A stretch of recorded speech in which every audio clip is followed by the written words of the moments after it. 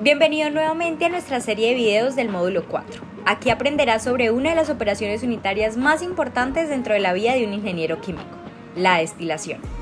La destilación es un método para separar los componentes de una solución y es aplicable a los casos en que todos los componentes estén presentes en las dos fases. Es decir, en vez de introducir a la mezcla una nueva sustancia con otra fase, como normalmente se hace en la absorción o desorción, la nueva fase se crea por evaporación o condensación dentro de la torre. En otras palabras, la destilación se refiere a separar soluciones en que todos los componentes son apreciablemente volátiles, como el caso del amoníaco y el agua. Si a esta mezcla se le aplica un calor, es posible evaporar parcialmente la solución y crear una fase gaseosa que consta de ambas sustancias. Pero como el gas es más rico en amoníaco, se alcanza a lograr cierto grado de separación.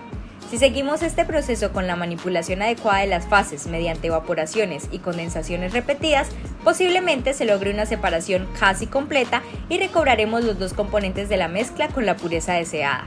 Esto es prácticamente lo que funcionan las torres de destilación, pero en una escala más industrial. Expliquemos un poco cómo funcionan.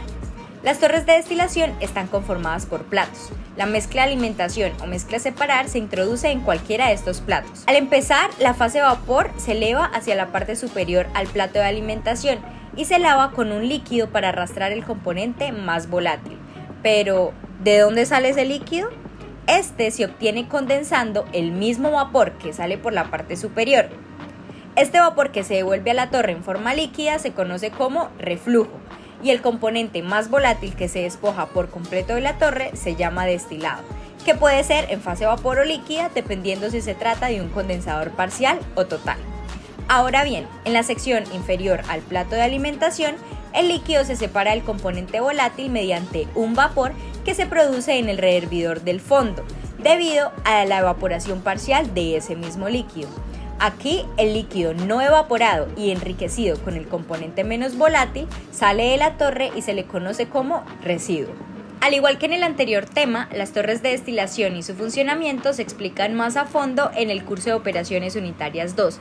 Nosotros te mostraremos de forma más divertida cómo funcionan en HYSYS mediante actividades, ejemplos y ejercicios. Acompáñanos. En cuanto a la nomenclatura y la interfaz que usan estos equipos, es más amplia que cualquier otra, pues adicional a las variables y secciones que ya conocemos, a las torres de destilación debemos agregarles el flujo con el que el vapor destilado reingresa a la torre, el flujo con el que sale la corriente por el fondo, el flujo con el que sale por el tope, entre otras especificaciones que te nombraremos más adelante.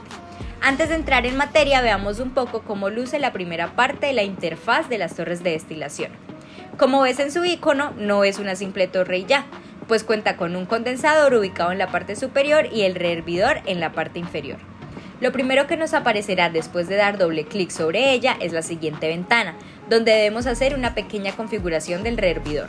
Nos piden escoger entre una sola salida o una recirculación sin bafle o con bafle. Además, nos piden seleccionar el tipo de rehervidor con el que deseamos trabajar. Si el típico con el que trabaja HYSYS, un heater ideal o un intercambiador de calor de carcasa y tubo. Aquí, si no te dan otra información, lo más preferible es que dejes las opciones que vienen por defecto. Al dar Next nos aparecerá una ventana parecida a la del absorbedor, donde debemos suministrar la presión en el condensador y rehervidor, o en su defecto la caída de presión, y del mismo modo especificar la temperatura en cada uno de ellos es opcional. Cuando damos Next nos aparecerá una última ventana para terminar de especificar esta primera parte. Aquí irán los datos de relación de reflujo y los flujos del vapor y del líquido a la salida del condensador. Al terminar esta parte tendremos una torre sin converger. ¿Qué hacemos ahora? Pues ingresar la mayor cantidad de especificaciones que tengamos. Sin embargo, aquí se nos presenta el primer obstáculo, debido a que es muy difícil encontrar en la literatura las variables que permiten que las torres de destilación funcionen correctamente dependiendo de la mezcla a tratar. Pero, nuevamente, HYSYS nos facilita la vida con un equipo ideal llamado Shortcut. Acompáñanos al siguiente video y veamos de qué se trata.